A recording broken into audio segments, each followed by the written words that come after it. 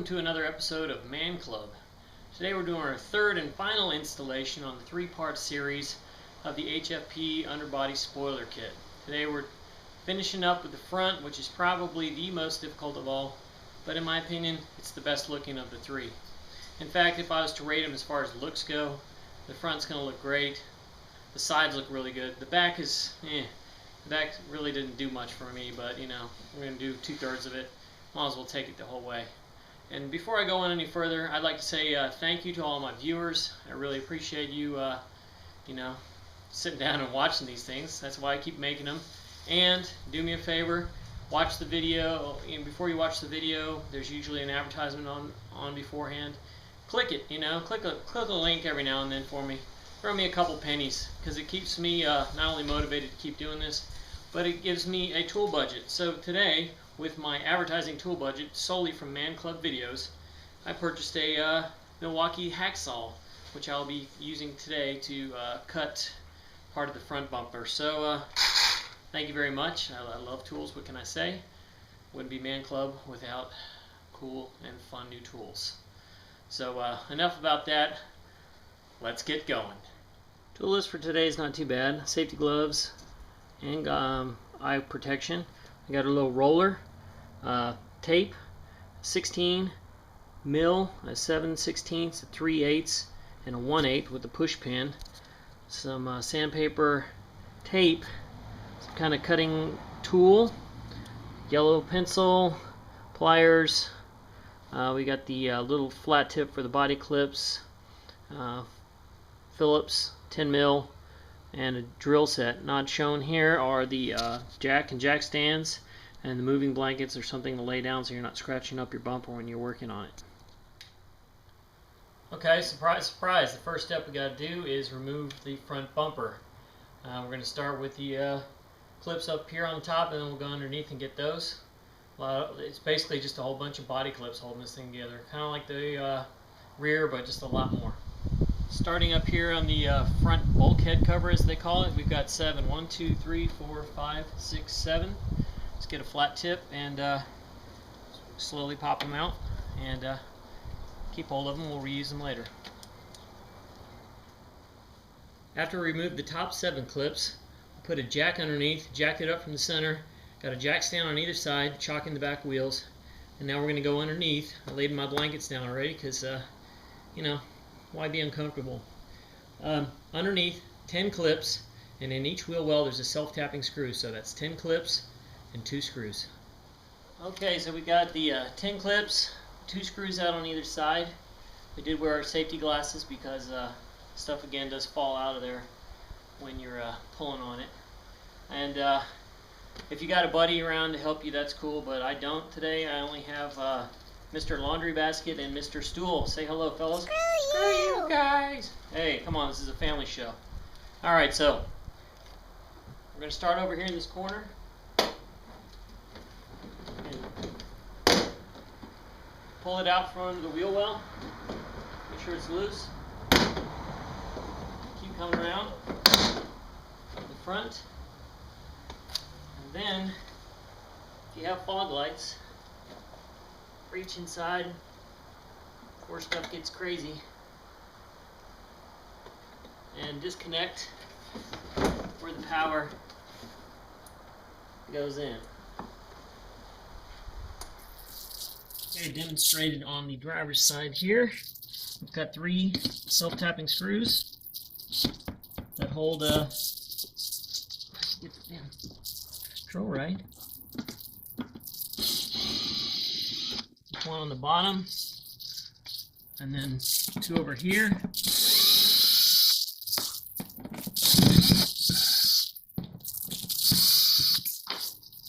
So we pull all 3 out. Do not lose those. And I think this thing just kind of hooks on like that. After we got the fog light removed, we're going to grab the pattern B or template B. And you can see this little crosshairs right here. It's going to line up with this crosshairs on template B. So just kind of put it up there and kind of push it down on that shelf. And you just line your crosshairs up like you're going to snipe somebody. But instead, You take your push pin and you go right through the other set of crosshairs, right there, and make a mark. And hopefully, yes, we can see it on the other side. Make it a little bigger, and then we're going to drill that out with a 3mm to 12mm. So that's like a 1/8 to a 7/16, I believe. Okay, I'm going to start out with the 1/8, excuse me, 3mm.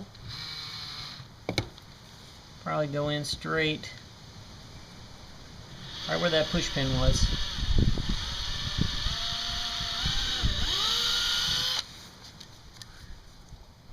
After the 3mm is done, we upgrade to a 7/16 or 12mm.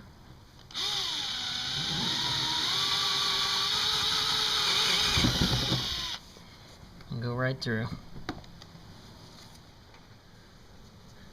Okay, we take our push pin again. We're going to locate these 5 crosshairs. There's 1, 2, 3, 4 underneath here, and then there's a little tiny one right here, 5. We're going to take our push pin and push that in, and then all of them get a 3mm or a 1/8 inch drill, but then after that we're going to mix it up. So let's just go ahead and punch these holes with the push pin and then 3mm on all of them.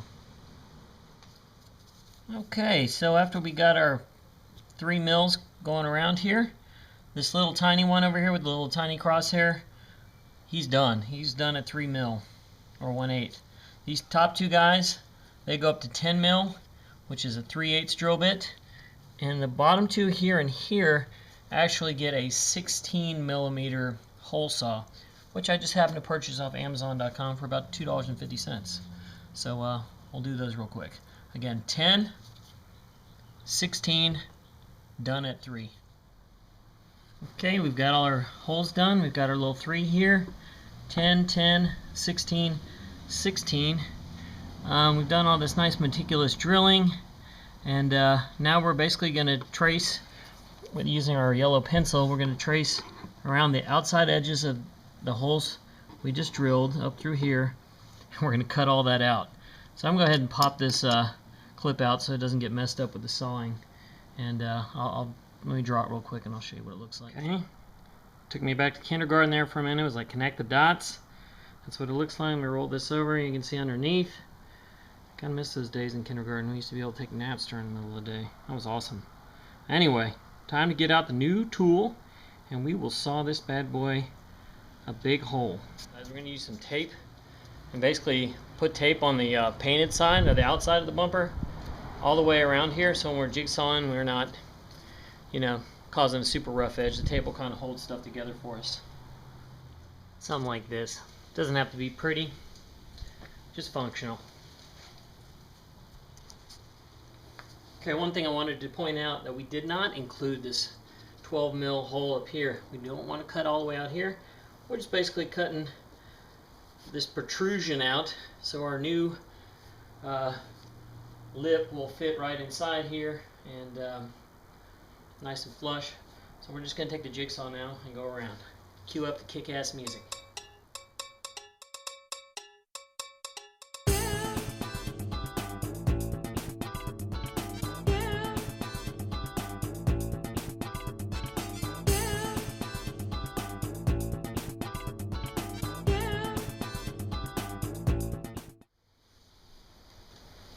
Probably should get invested in a smaller blade, because it was hard to get that thick blade all the way down here. Was it easier than the Dremel? That's debatable. But we got it done, and we'll just clean up all this crap around here like we did on the rear bumper. I just use a little sandpaper and gingerly go around cleaning up all these edges. I'm going to clean up my cut a little bit here, and turn around and do all this again on the other side. After we got ourselves all nice and cleaned up after that cut, we think we were out of the woods with all this cutting and drilling, but no, we got more to do. So there is a little crosshair right there. So we're going to push pin that guy 3mm to 10mm, which is 1/8 to what's that, 3/8, and then come over here in the center, and there is another guy right here. We're going to go 3mm to 12mm, which is 1/8 to 7/16. And then we got some work to do with another template. Let's get excited, people. Okay, we finished up our 10mm here, and over here we got our 12mm. And come back over here, just under the fog light, and they give us another template. We're going to basically line the holes up right here and here. There's little crosshairs here. We're going to push pin up here. We're not going to do anything with this crosshair here, only using it as an alignment point. We'll do a push pin here. Okay, you can see I put a little yellow mark right where we are here. Again, this crosshair here is only used for alignment. We do not want to drill this. We will drill here with a 3mm to 12mm, or 1/8 to 7/16. And repeat on the other side. We are almost out of the woods with all this drilling. There's a dimple down here and a dimple up here. Same on the other side. We're going to hit that with a 3mm only. Okay, we're about to get going. The moment of truth is quickly approaching. So we got a couple of these clips here, and we're just going to slide in like that. I can't do it with one hand, but the big hole goes on the outside, and that gives your screw something to bite on the other side. So there's one there, one down here, and two on the other side. Well, while you're in here, if you got any other things you want to do them. At the bottom is my old grill surround, which I did with a vinyl.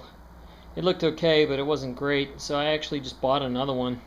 I've had it on the shelf for a while, and I've spray painted it, and you know, a lot of coats of primer, paint, and clear coat, and now, man, it looks so much better. Really shiny, and you know, while you got this bumper off, if you got anything else you want to do while you're in here, now's the time to do it. Okay, we are almost out of the woods here. I've already cut the ties on it, but I've got my Home Depot grill / Odyssey grill, which is a master for killing bugs and deterring road debris from destroying my AC compressor. So basically you want to go around, make sure that all these holes and everything is kind of cleaned up. There's no burrs. Wipe everything down really well with alcohol. And yeah, we get to cover up little dings like we've gotten along the road. But I'll show you real quick what the old Odyssey grill has done for me. You see that right there? That's my air conditioning condenser. And there is only one very small little ding in it. That probably happened before I installed it, but man, look at that. I mean, that is beautiful. And if you have that gaping hole underneath your grill, you might want to take the time at this point, if you haven't already, to install some kind of grill, lower grill protection, because these things aren't cheap. Well, finally, we have reached the point where we are no longer cutting or drilling or anything like that. So we're at the point now where we're going to take these little tabs here, we're going to start them a little bit, use some tape the flap over the edge. We'll do that all the way down. I'm going to take the same edge on each one of them, so when I pull it off, I'm just working my way around the bumper. So we've wiped off the area one last time. I took my license plate, brocket off, just make sure it's not going to get in the way.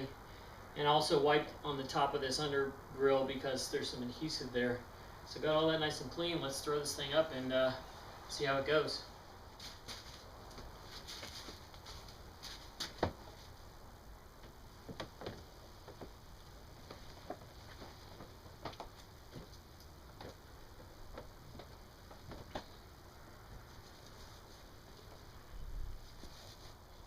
Okay, that went on pretty easy. All we did after I cut off the camera there is I wound up having to come in the corners and tuck in the underbody spoiler back behind the edge of the where the wheel wells are. And now they've got 6 of these little black screws, these little flange nuts. It's basically a nut with a washer built in. We're going to put them here, 2, 3, 4, 5, and 6. Just hand tight. After we put in these flange nuts and the bolts through, we got them on there just hand tight right now. We're going to take these little foam rings and then the clips that go on these zip tie looking things. Basically peel one off the stick and then kind of try to not screw this up with the gloves on here. There we go. It's probably just a little vibration dampener. So put them on like that. And push it in as hard as you can. And then repeat that for the other 3. Okay, I went ahead and tightened those nuts and bolts down that were at the bottom. And the next thing they got us doing is reinstalling the fog lights. You can see why we had to cut so drastically. I'm gonna go ahead and clean this lens off just a little bit, just because it's always hard to get to when it's on the car itself. So this guy, he just hooks up on this little hanger up top, and then he should swing down, and you got to reuse the 2 screws here and the one down here at the bottom. And if you notice, I put that clip back in, so we'll just get those, put them in hand tight. Okay, we've got them all closed up and tight. You definitely don't want to be the dude driving down the road with your fog lights in there bouncing. So I did notice this though, there's a little adjustment screw here. I can't see how the hell you would do this other than pulling it off the car, but here's an adjustment screw for height. And I don't know, like I said, you can get this thing open. This is the easiest method to get in here and change these bulbs. You can see I put the PIAA yellows in here. I really like them. It is winding down. We're getting close to the edge here. We basically got it up on Mr. Stool and Mr. Laundry Basket. Thanks guys for helping out today since I don't have an assistant. Well, we got it up here. We're going to reattach the fog lights on either side, and then we're going to mount it up. And then we're getting close, man. Getting close. I just suggest turning them on. Verify everything works before you get putting this together, because once it's together, you're going to be screaming and kicking if you got to fix it. Here goes nothing. Slow down. Good. Deeper. It feels so good. Hello. This is Kevin Kelly, clinical hypnotherapist. Drifting lazily through the velvety darkness. And now you are in. That's probably the hard part there, just kind of getting it lined up. I found it easiest to get it up on top first, throw a couple pins up in the top, and then go around the wheel wells and just yank it in, and all of a sudden it starts just clipping up itself. So then we'll just go ahead and put all the clips on the top, clips on the bottom, and whatever adds they have as far as probably some screws in the wheel well. And it's almost beer 30. Woohoo! Okay, after we're all clipped in over here in the wheel well, do yourself a favor, you can turn the wheel. It's a little easier to get in. I'm going to reuse up here, and they provide 2 more where we put those little clips here and down here, and repeat on the other side. Well, this should look pretty familiar. We're basically down to peeling the tape off, holding it in place for 30 seconds. Get your wind up, because that does take a little out of you, and then we're going to roll it. We're just going to go all the way around, just like we did with the rear. Almost at the end here, we're going to use our roller and make sure that adhesive gets nice contact. Again, you don't want to do this if it's less than 60 degrees outside, and you don't want the car to get wet or wash the car for 24 hours. I think the longer the better as far as getting it wet, so keep in mind when you're keep that in mind when you're getting ready to get this going. Hey, how's it going? One thing we got to do is put our Odyssey / Home Depot grill back together. What I fashioned here out of galvanized wire so it doesn't rust. It's what I call like a little J wire or J hook. And basically, through the nice little tiny gaps in the Home Depot, you poke it through, and then you try to pull it back through, and here it comes at the top like that, and then I just twist it by hand, and then I'll chomp it and twist it with this guy. You don't want to twist it too tight where it's gonna cut through the plastic or anything like that. That's probably good there. And then I just clean it up, cut off the edge, and within a couple weeks you won't see that silver anymore because it'll be dirty with road grime. But hey, that looks really good. I think it looks like it's completely stock, matches the front grille, and it really protects the air conditioner. I'm going to do a little walk around, show you the finished product.